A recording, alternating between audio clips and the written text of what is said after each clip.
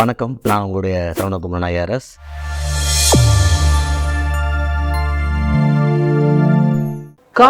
காலத்துக்கும் அதில் அந்த சூழலுக்கு ஏற்ற மாதிரி இந்த கொள்கை மாறிட்டு இருக்குமா? இப்போ நீங்கள் திமுக அதிமுகன்னு சொல்லும் போதே நான் கேட்குறேன், திமுகவுடைய அதே கொள்கைகள் தான் அண்ணாயிசம் தான் அதிமுகவுடையது. ஆனால் ஒரு நேரத்தில் சூழலுக்கு ஏற்ப அஇஅதிமுகவாக அது மாறுது. சூழலுக்கு ஏற்ப கச்சத்தீவு பிரச்சனைக்கு அவங்க வராங்க, அதுதான் எங்களுடைய கொள்கை அப்படின்னு வராங்க. அப்போது அதெல்லாம் எப்படி கொள்கைன்னு? அதெல்லாம் சிச்சுவேஷன்ஸ் அந்த பிரச்சனைகள் தானே. அண்ணாயிசம் நீங்கள் சொன்னதை சொல்கிறேன். எம்ஜிஆர் அவர்கள் வந்து கட்சி ஆரம்பித்த உடனே கொள்கை அனௌன்ஸ் பண்ணவே இல்லை. கட்சி ஆரம்பித்தாங்க, கணக்கு கேட்டாங்க. திமுகவில் கணக்கு கேட்குறாங்க. அவர் பொருளாளர் இருக்காரு, பொருளாளர் கணக்கு கேட்குறாரு. கணக்கு வரல, பிரச்சனை ஆகுது. கட்சிகள் புதுசாக அதிமுக உருவாயிருது. உருவானோன்னா நிருபர்கள்லாம், மீடியா நிருபர்கள்லாம், சரி கட்சி உருவாக்கிட்டான், திமுக எதிர்ப்புன்னு ஒரு ஸ்டாண்ட் எடுத்துட்டீங்க, ரைட்டு, என்ன சார் கொள்கை, என்ன கொள்கை, என்ன கொள்கைன்னு ஒரு 3 நாளுக்கு அப்புறம் எம்ஜிஆர் என்ன சொல்லிடுறாரு, அண்ணாயிசம் தான் கொள்கைன்றாரு. சரி, அண்ணாயிசம் என்ன யாருக்கும் தெரியாது. அப்புறம் 3 நாள் உடனே எம்ஜிஆர் கேட்குறாங்க, சார் அண்ணாயிசம் சொல்லிட்டீங்க, என்ன அண்ணாயிசம்? திமுக அண்ணாயிசம், திமுக அண்ணாயிசம் தான் வச்சிருக்கு, நீங்க கொடியில வச்சிருக்கீங்க அண்ணாவை, வேற என்ன வித்தியாசம் அப்படின்னு கேட்டா வித்தியாசப்படுத்தி தான் ஆகணும். கொடியும் பேரை மட்டும் வித்தியாசப்படுத்தினா பத்தாது, கொள்கையும் எங்கேயாவது இடத்துல வித்தியாசப்படுத்தணும். அப்போ ஒரு 14 கொள்கைகளை எம்ஜிஆர் ஒரு 10 நாள் கழிச்சு அனௌன்ஸ் பண்றாரு. இது வரைக்கும் அதிமுகங்களுக்கு தெரியுமான்னு தெரியல. ஒரு கொள்கை லிஸ்ட் இருக்கு, அண்ணாயிசம் இல்லை அவரை முதல்ல ஆரம்பிச்சது. அதுக்கப்புறம் கட்சிகள் திமுக இருந்து வேறுபட்டு ஒரு 14 கொள்கை, வேறுபட்டும் ஒன்றுபட்டு சில விஷயங்கள் இருந்ததுன்னு வச்சுக்கோங்க. நல்லாட்சிங்கிற ஒரு விஷயத்த எம்ஜிஆர், நல்லாட்சி, அவர் எம்ஜிஆர் பொறுத்த மட்டும் நல்லாட்சி அப்படிங்கிறதா main desis. Corruption free government, இந்த விஷயங்கள்லாம் அவர் டிஃபரன்ஷியேட் பண்ணியிருப்பாரு நினைக்கிறேன். ஸோ அண்ணாயிசம் சொன்னதுனால சில நேரங்கள்ல கொள்கைகளை வந்து அந்தந்த இடத்துக்கு நேரத்துக்கு தக்கபடி பயன்படுத்திட்டு போற வாய்ப்பும் இருக்கு. நிறைய அரசியல்வாதிகள் மேடையில கொள்கைன்னு பேசுவாங்க, கீழே அவங்க டவுட் கேட்டு உங்களுக்கு தெரியாது. கொள்கை 4 பாயிண்ட் எங்க உயிர் போனவங்க கச்சத்தீவு விட்டு கொடுக்க மாட்டேன், சரிப்பா கச்சத்தீவுல அப்படி என்னப்பா இருக்குன்னு கேட்டா தெரியாது. அப்ப அந்த கொள்கைக்குள்ள இருக்க சப்ஸ்டன்ஸ் இல்லையா, கச்சத்தீவு விட்டு கொடுக்க மாட்டேங்குது உங்க கொள்கை, ஓகே, அது ஃபார்ம். எதுக்காக விட்டு கொடுக்க மாட்டேங்கிற? இந்திய அரசு 1973 கொடுத்துட்டாங்க, இப்ப விட்டு கொடுக்க மாட்டேன்னு ஏன் சொல்லி, எதுக்கு சொல்றேன்?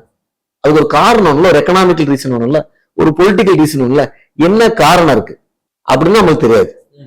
சில நேரங்கள்ல ஒரு சில பெரிய தலைவர்கள தப்பு பண்ணிடுறாங்க.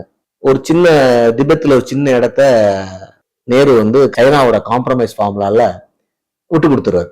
அப்ப பார்லிமெண்ட்ல எப்படி இந்த இடத்த விட்டு கொடுக்கலாம் நீங்கன்னு ஒரு பேச்சு வரும்போது அங்க ஒரு புல்லு கூட முளைக்காதுன்றார். இப்ப அந்த பிரின்சிபல் எடுத்து நம்ம ஃபாலோ பண்ணா, நீங்க ரான் ஆஃப் கட்சியில பாகிஸ்தான் கொடுத்துடலாம், புல்லு கூட முளைக்காது, கார் டெசர்ட்டை கொடுத்துடலாம். ஸோ எடுத்த காரணங்கள் ஒரு காம்ப்ரமைஸ் ஃபார்முலா, சைனாவோட சரி அவன் ஏதாவது கேட்கறான், நம்ம ஒரு சில காம்ப்ரமைஸ் நம்ம சில எடுத்துக்கிறோம், சில இது அரசாங்க முடிவு. ஆனா அது ஒரு கொள்கை முடிவு தான். சைனாவோடவே நான் காம்ப்ரமைஸா போனோம், அது ஒரு கொள்கை முடிவு. ஏன்னா நெஹ்ரு வந்து இன்சியலா பன்சில் அவருடைய கொள்கை வந்து ஒரு மாதிரியான காம்ப்ரமைஸ், நெய்பர்ஸ் எல்லாம் ஃப்ரெண்டா வைக்கணும்னு ட்ரை பண்ணாரு. இப்ப நம்ம உறவுகள் எல்லாம் பாத்தீங்கன்னு சில சொந்தக்காரங்க இருப்பாங்க, எப்படி இருப்பாங்கன்னா ரொம்ப ஸ்ட்ரீம் பண்ணி உறவை ரிட்டர்ன் பண்ண வைப்பாங்க. அவன் கல்யாணத்துக்கு வரமாட்டேன்னு சொல்லுவான், வீட்டுக்கே போய் பார்த்து என்ன மாப்பிள்ளை இப்படிலாம் நீங்க வாங்க, தப்பே அவன் மேல இருக்கும், இவன் மேல இருக்காது. அதனால சொந்த விட்டுறக்கூடாது, பந்தத்தை விடக்கூடாது, நீங்க ஸ்ட்ரீம் பண்ணுவான். எல்லா தப்பையும் பண்ணிட்டு அவன் வராம உட்காந்துட்டு இருப்பான். இப்ப எனக்கு 2 கொள்கை இருக்கலாம், ஒண்ணு நான் உறவை காப்பாத்துறக்கா ஸ்ட்ரீம் பண்ணலாம், இல்ல நீ என்னடா வர்றது, நீ வராட்ட எனக்கு என்ன, போடா நான் பாத்துக்கிறேன், நாளைக்கு உன் ஃபங்க்ஷன் நான் வரமாட்டேன், இதுவும் கொள்கை முடியும்னு இவன் அந்த நேரத்துல கண்ட்ரி லெவல் எடுக்கிறாங்க. எடுத்ததுக்கு அப்புறம் அதை கேட்கும் பொழுது காரணம் எப்படி சொல்லிடுறாரு, புல்லு கூட முளைக்காதுன்னு சொல்லிடுறாரு. ஸோ இதெல்லாம் கொள்கையில இருக்கிற பிரச்சனை. ஏன்னா கொள்கையில இருக்குது, ஏன்னா கொள்கைங்கிறது ரொம்ப டெப்தான ஒரு டைமென்ஷனால ஒரு ரொம்ப நீங்க உள்ள போக போக போக இந்த தீசிஸ், ஆன்டி தீசிஸ், சிந்தசிஸ், திருப்பி தீசிஸ் சைக்கிள்ல ரொம்ப தூரம் டிராவல் ஆயிருக்கும். ஒரு நல்ல ஓப்பனிங் கொடுத்துருக்கீங்க சரவணகுமரன் சார்.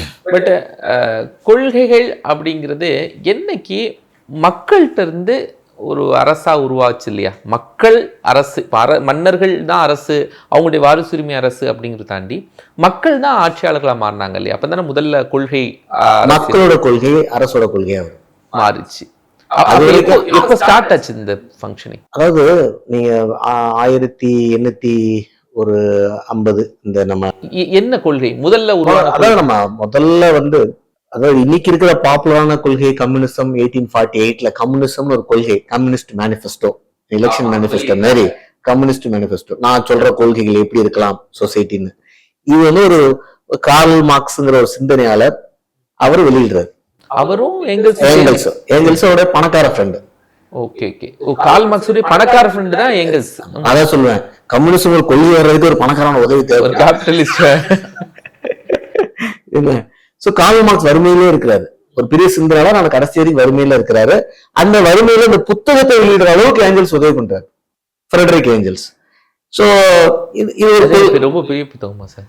இல்ல, ரொம்ப சின்ன புத்தகம், ரொம்ப சின்ன புத்தகம். ஆனா ஒரு மனித குல நாகரிகத்திலேயே இப்படி ஒரு சிந்தனை இருக்க முடியுமான்னு ஆச்சரியப்படக்கூடிய சிந்தனை கார்ல் மார்க்ஸ். நீங்க கார்ல் மார்க்ஸ் ரொம்ப உன்னிப்பா படிச்சீங்கன்னா அதை டீட்டெயிலா பேசுவோம். ரொம்ப ஒரு அற்புதமான சிந்தனை, அதாவது அவுட் ஆஃப் பாக்ஸ் திங்கிங் தான். அதுக்கு ஒரு எக்ஸாம்பிள் நீங்க அவன் தான். அது வரைக்கும் மனித நாகரிகத்துல 3000 ஆண்டுகளாக கிரேக்க நாகரிகம், ரோமானிய நாகரிகங்கள், இந்திய நாகரிகங்கள், நிறைய சிந்தனையாளர்கள், சைனீஸ் சிவிலைசேஷன் கல்ச்சர் எல்லாம் பார்த்தீங்கன்னா ஏகப்பட்ட சிந்தனையாளர் வந்துட்டே இருக்கான். எல்லாருமே சிந்தனையாளர் தானே. சொசைட்டில இன்னைக்கு இருக்கிறத சிந்திக்கிறான் ஒருத்தன், இனிமே சொசைட்டி எப்படி இருக்குன்னு சிந்திக்கிறான் ஒருத்தன், இல்ல ஏற்கனவே ஒரு சொசைட்டியை பார்த்துட்டு ஓ இந்த சொசைட்டி மாரி இருக்கணுமே அப்படின்னு சிந்திக்கிறான் ஒருத்தன். இது எதுவுமே இல்லாம சிந்திக்கிற ஒருத்தன். இன்னைக்கு இருக்க சொசைட்டியும் கிடையாது, நேற்று இருந்த சொசைட்டியும் கிடையாது, நம்ம வேற ஏதோ பக்கத்து டிஸ்ட்ரிக்ட், பக்கத்து ஸ்டேட், பக்கத்து கண்ட்ரில இதெல்லாம் நடக்குது சார், இதுமே நம்ம ஏன் சார் பண்ணக்கூடாது, பேரலல் கல்ச்சர்னு சொல்றோம், பேரலல் சிவிலைசேஷன், இது எதுவுமே இல்லாம திடீர்னு கடவுளே சொன்ன மாதிரி இந்த கம்யூனிஸ்ட் சிஸ்டம் எழுதுறாங்க. இன்னைக்கு வரைக்கும் கம்யூனிஸ்ட் சிஸ்டம் ஜெயிக்கல, அது ஒரு பக்கம் இருக்கட்டும். இன்னொரு கொள்கை, இப்ப நம்ம டெமோக்ராட்ஸ் எல்லாம் யூஸ் பண்ற கொள்கையை வந்து பாத்தீங்கன்னா மேக்னா கார்ட்டான்னு ஆரம்பிப்பாங்க பிரிட்டன்ல, எல்லாரும் பேசுவாங்க. ஆனா மேக்னா கார்ட்டா பொதுமக்களுக்கும் அரசுக்கும் வந்ததல்ல, குறுநில மன்னர்களுக்கும் இங்கிலாந்து மன்னருக்கும் வந்ததான் மேக்னா கார்ட்டா. இங்கிலாந்து மன்னர் வந்து டைட்டா பிடிக்க ஆரம்பிக்கிறாரு அட்மினிஸ்ட்ரேஷனை, வந்து எல்லாம் ஒழுங்கா வரி கட்டுறாரு, தொலைச்சு வாங்க ரேஞ்சுக்கு போறாரு. அப்ப இவன்லாம் ரிபல் பண்றான். யாரு? ஆல் திஸ் லோக்கல் சீஃப்டன்ஸ் இருக்காங்க, அவன் ஃபுல்லா ரிபல் பண்றான். அப்ப அவங்கள வார் ஆரம்பிக்குது, பலவகமான வார், பலவகமான பனிஷ்மெண்ட் வருது. அந்த வாரோட ஒரு காம்ப்ரமைஸ் ஃபார்முலா தான் மேக்னா கார்ட்டா. So it is not a beginning of democracy. It is not people with government. It is chieftains with at least அந்த லெவல்ல வந்ததே பெரிய விஷயம். அதாவது ராஜா எதிர்த்து எவனுக்கு சக்கரவர்த்தி சர்வாதிகாரினா எவனுமே கேட்க முடியாத சுச்சுவேஷன்ல ஒரு 10 இந்த மாதிரி ஜமீன்கள், 10 பாளையங்கள் கேட்டமே அதை கேட்கறாங்க. இதுவே வந்து டெமோக்ரஸியோட முதல் வளர்ச்சின்னு பிரிட்டிஷ் பொலிட்டிக்கல் சயின்டிஸ்ட் பாக்குறான். தட் மீன்ஸ் இது இந்த கம்யூனிசத்துக்கு முன்னாடி குறுநில மன்னர்களுக்கும் ராஜாவுக்கும் நடந்தது. 1215 அந்த நேரத்துல 11ஆம் நூற்றாண்டு, 12ஆம் நூற்றாண்டு. அந்த நேரத்துல ராஜராஜ சோழன் வந்து கொடவோலை முறையில பஞ்சாயத்து எலெக்ஷன் நடத்திட்டாப்ல. அது நம்ம வரலாற்று சான்று இருக்கு. வில்லேஜ்ல வந்து ராஜராஜ சோழன் ராஜா சக்கரவர்த்தியாக இருந்தா கூட village were governed by president, local chieftains. இவர் என்ன பண்றாரு, கொடவோலை முறை, ஒரு பானையில ஓலையை போட்டு அதை ஒருத்தனை கவுண்ட் பண்ணி இவர் தான் தலைவர், இவர் தான் அவங்க ஊரை பார்த்துப்பார் அப்படின்னு கொடுக்குறாரு. டெமோக்ரஸி சிஸ்டம் அப்ப வருது. இன்ஃபேக்ட் இந்தியாவில, இன்ஃபேக்ட் நீங்க சாக்ரட்டிஸ் அவங்க பீரியட் எல்லாம் பாத்தீங்கன்னா கிரீக்ல டெமோக்ரஸி தான் ஒரிஜினலா வருது, ரொம்ப வேலையா வந்துருச்சு. டெமோக்ரஸி உடஞ்சுதான் திருப்பி வந்து கிங்ஷிப்பே வருது திருப்பி அங்க. அப்ப அவங்கெல்லாம் வந்து இன்னைக்கு இருக்கிற நிறைய டெமோக்ரஸி காமெடியில சாக்ரட்டிஸோ அரிஸ்டாட்டிலோ அவங்களோட கோட்டை போடுறது காரணம், அவங்க டெமோக்ரஸி அப்பயே கேவலம் திட்டு இருப்பானுங்க. ஏன்னா அவன் டெமோக்ரஸியோட மைனஸ் அன்னைக்கே பார்த்தான். பார்த்து அவன் என்ன சொல்றான், என்னடா அது இவனுங்கெல்லாம் மக்கள்லாம் தேர்ந்தெடுக்கிறான்னு சொல்லி ஒருத்தனை தேர்ந்தெடுக்கிறானுங்க, மக்கள்லாம் தேர்ந்தெடுத்து ஒரு நல்லவனை தேர்ந்தெடுக்க முடியாது, அதுக்கு ஒரு ராஜா இயற்கையா வராம பாரு, அது எவ்வளவு பெஸ்ட், ராஜாவோட பையன் ராஜா வராம பாரு, அதுவுமே பெஸ்ட். இனி இந்த சிஸ்டம் ஏதோ ஒஸ்டா இருக்கு அப்படின்னு. ஏன்னா ஐ கால் இட் பிரிமிட்டிவ் டெமோக்ரஸின்னு சொல்லலாம். பிரிமிட்டிவ் டெமோக்ரஸி பேர்ல இதுல ஏன் அந்த பிரச்சனை வருது அப்படின்னா, கிரீக்ல எல்லாம் நேரத்துல ஏன் வந்துச்சுன்னா, இன்னைக்கு இப்ப ஐடியாலஜி இருக்கா, ஓட்டு இருக்கா, நான் ஐடியாலஜி சொல்லி ஓட்டு வாங்குறேன், கொள்கைகளை சொல்லி ஓட்டு வாங்குறேன், நிறைய இன்ஃபர்மேஷன் நான் கொடுக்குறேன். அப்படி கொடுக்கும் பொழுது நான் தப்பான இன்ஃபர்மேஷனை கொடுக்க முடியும், தப்பா ஒரு ஃபோக்கஸ் பண்ண முடியும். சொசைட்டியை வந்து இந்த இங்கிலீஷ்ல ஸ்டோரியில வரும்ல, அப்படியே ஃப்ளூட் ஊத்திட்டே அந்த இது ட்ரம்பட் ஊத்திட்டே போவாரு, பின்னாடி எல்லாம் வந்த மாதிரி ஒரு தப்பான கொள்கையெல்லாம் வழிநடத்த முடியும். இன்னைக்கு இவ்வளவு அவேர்னஸ், இவ்வளவு இண்டிபெண்ட் மீடியாஸ், இவ்வளவு பிரைவேட்டா நிறைய ஆங்கர்ஸ், இவ்வளவு பேர் இருக்கும்போது ஒரு தப்பான செய்தியை வந்து கொள்கையாக மாற்ற முடியுது. அப்படிங்கும்போது 2000 வருஷத்துக்கு முன்னாடி ட்ரம் அடிக்கிறவன் ஒருத்தன், அவன் தான் செய்தியை சொல்லுவான், அவனை தவிர செய்தி சொல்றதுக்கு ஆள் இருக்காது, எல்லா செய்தியும் தனக்கு தேவைக்கு தக்கபடியே சொல்லிட்டு போயிடுவான். அப்ப அவனே எப்ப அவர் தான்ப்பா கடவுள் அனுப்புன ராஜான்னு செலக்ட் பண்றதுக்கான பாசிபிலிட்டி ஜாஸ்தி. அதனால அந்த நேரத்துல அந்த டெமோக்ரஸி. ஸோ அப்பயுமே ஒரு மாதிரியான இந்த கொள்கைகள், மக்கள் கொள்கைகளை பார்த்து மக்கள் ஓட்டு போடுறாங்க. அந்த கொள்கைகளை எப்படி ராங்கா கைட் பண்றது, மக்களை கைட் பண்ற விஷயம் இருந்தது. ஸோ இது ஒரு பக்கம் வச்சுக்கோங்க, மெக்னா கார்ட்டா ஒரு பக்கம் வச்சுக்கோங்க, கம்யூனிஸ்டும் ஒரு பக்கம் வச்சுங்க. நடுவில் பிரெஞ்சு ரெவல்யூஷன் வரும்போது தான் பீப்புள் டைரக்டா பவர் எடுக்கிறான். பீப்புள் எடுத்துமே நெப்போலியன் மாரி ஒரு தடவை தானே கொடுக்குறாங்க. அப்பயுமே ஒரு ராஜா மாரி, நெப்போலியன் ராஜா மாரி ஆயிடுறாரு. ஸோ இன்ஃபேக்ட் பிரெஞ்சு ரெவல்யூஷனுக்கு அப்புறம் தான் இந்த டெமோக்ரஸியுடைய people direct participation into the political process, அதுல நான் ஒரு லீடர் எலெக்ட் பண்றேன், அவன் என்னைய கவர்ன் பண்ணுவான். சார், இப்போ நான் ஒன்று கேட்குறேன். பிரெஞ்சு ரெவல்யூஷனுக்கு பின்னாடி எந்த கொள்கைகளும் இல்லையா? நெப்போலியன் வருகைக்கு பின்னாடி அவனுக்கு எதுவும் கொள்கைகள் இல்லையா? இல்ல, அதாவது லிபர்ட்டி அப்படிங்கிற விஷயம், லிபர்ட்டி, ஃப்ரீடம் ஆஃப் ஸ்பீச், நீ கான்ஸ்டியூஷன்ல பேசுற அத்தனை பேசிக் ஹியூமன் ரைட்ஸுமே அவுட்புட் ஆஃப் பிரெஞ்சு ரெவல்யூஷன். எல்லாமே அதுல தான். அதாவது மனிதனுக்கு ராஜா முடிவு பண்றதுல எனக்கு என்ன ரைட் இருக்கு, மக்கள் முடிவு பண்றாங்க, அந்த ரைட்டை எக்ஸ்பிரஸ் பண்றாங்க அப்படிங்கிற விஷயம் ஃபர்ஸ்ட் டைம் ஒரு லிட்ரேச்சர்லயும் உலக அரசியல்லையுமே வர்றது பிரெஞ்சு ரெவல்யூஷன் தான். அதுக்கு முன்னாடி எல்லாம் மக்களுடைய தாட் எக்ஸ்பிரஸ் ஆகி ராஜாக்கள் மாறி இருக்காங்க, ராஜாக்கள் கொள்கையை மாத்துறாங்க. சரியா? அது ஒரு சொசைட்டில இருந்து வர்ற ஒரு சப்கான்சியஸ் புஷ்ன்னு சொல்ல ராஜாவை. சில நேரத்துல இப்ப நீங்க கிளாடியேட்டர் இந்த படங்கள்லாம் பாத்தீங்கன்னா 2 பேர் சண்டை போடுவானுங்க. ஒருத்தன் தோக்கடிக்கப்படுவான், இவன் வாழை குத்துறதுக்கு ரெடியா இருப்பான், ஆனா அவன் கொல்ல முடியாது.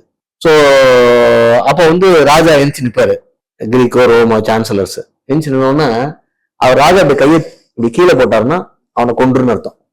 கையை கீழே போடலன்னு வச்சுக்கோங்க, அத இப்படி கொல்லுன்னு ஒரு ஆர்டர் கொடுக்கணும். இப்படின்ட்டாருன்னா அவனை விட்டுருன்னு அர்த்தம் உயிரோட. ராஜா எந்திரிச்சு நின்னோன்னா மக்கள்லாம் ஓன்னு கத்துவான். ஒரு குரூப்பு அவனை கொல்றான்னு கத்துவான், ஒரு குரூப்பு அவனை விட்டுறான்னு கத்துவான். மாபெரும் வீரன், அவனெல்லாம் நான் கொல்லக்கூடாது அப்படின்னு கத்துவான். ராஜா வந்தாலும் கேட்டே இருப்பார், 2 பக்கம் ஷவுட் பண்ணிட்டே இருப்பான். ஃபார் அண்ட் அகைன்ஸ்ட் சத்தம் இருக்கும், கொஞ்ச நேரம் ஆகிட்டே இருப்பார். ஓகே, சான்னு சொல்றான் நிறைய பேர் இருக்கான், அந்த முடிவு எடுக்கலாமான்னு யோசிக்கலாம் ராஜா. இல்ல வேணான்னு சொல்றவன் நிறைய பேர் இருக்கான், அவனுக்கு எதிராக முடிவு எடுக்கலாமான்னு யோசிக்கலாம். இது ராஜாவோட. அப்ப ராஜா திரும்பி சைட்ல பாப்பாரு, ராணியை பாப்பாரு, அப்புறம் அவங்களோட பாப்பாரு. அவங்க எல்லாம் அப்படிம்பாங்க, சில பேர் பிடிம்பாங்க. இதை பார்த்துட்டு ஒரு முடிவு எடுப்பார். ஸோ பீப்புளோடைய அந்த ஒப்பீனியனை டைரக்டா பார்த்துட்டு ராஜா இன்ஃபுளுன்ஸ் ஆகிறாரு அந்த டெசிஷன்ல. இப்ப ஆனா ராஜாவோட பொசிஷன் மாறல, ராஜாவோட டெசிஷன் மட்டும் தான் மாறுது. ஆனா டெமோக்ரஸி ராஜாவோட பொசிஷன் மாறும். இன்னைக்கு இருக்க ராஜா நாளைக்கு ராஜா இல்ல. அங்க ராஜாவுடைய டிசிஷனை மக்களை கேட்டு நடத்துறாங்க. இப்போ ராஜாவையே மக்களுக்கு தான். அதான் டெமோக்ரஸி. இப்ப அந்த ராஜா வாரதுக்கு இந்த கொள்கைகளை எப்படிலாம் கொண்டு போவாங்க. இப்ப அடுத்து இன்னொன்று நீங்க கேட்ட மாதிரி கொள்கைகள் காலந்தோறும் மாறிக்கிட்டே இருக்கு. ஸ்ரீலங்கால சம்பந்தமே இல்லாம லெப்ட் கவர்மெண்ட் ஃபார்ம் ஆகுது. ரொம்ப நாளா ஸ்ரீலங்கால ஒரு என்ன சொல்றதுன்னா புத்திஸ்ட் டாமினன்ட் ஒரு ரைட் விங் கவர்னன்ஸ் இருந்த பீரியட் போய் ஸ்ட்ரெயிட் ஆப்போசிட்டா எந்த இன்ஃபுளுன்ஸ் இல்ல, இந்தியால இருந்து இல்ல.